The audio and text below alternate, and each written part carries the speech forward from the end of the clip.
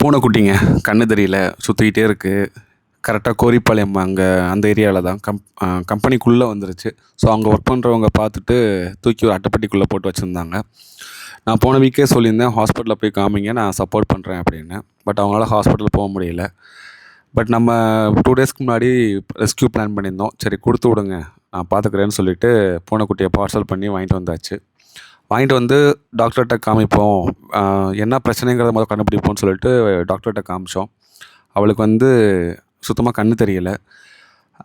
எதுனால கண்ணு தெரியல அப்படிங்கிறம்போது நிறையா வலிகள் இருக்குது. ஸோ இந்த மேபி நர்வ் பிரச்சனையாக இருக்கலாம், இல்லைன்னா பர்த்து இஷ்யூவாக இருக்கலாம். ஸோ அந்த மாதிரி நிறைய இஷ்யூஸ் இருக்குது. பட் ஆனால் கண்ணு தெரியலை. சரின்னு சொல்லிவிட்டு அந்த கண்ணுக்கு ஒரு ட்ரை பண்ணி பார்ப்போம்னு சொல்லிவிட்டு ட்ராப்ஸ் கொடுத்துருக்காங்க. ஸோ நான் ட்ரை பண்ணி பார்க்க போகிறேன். அது போக இப்போ நம்ம ஷெல்டரில் தான் பூனைக்குன்னு தனி ஏரியா நம்ம அலாட் பண்ணியிருக்கோம். அது அங்கே தான் விட்டுருக்கேன், பூனைக்கும் நாய்க்குட்டிக்கும். நன்றிங்க.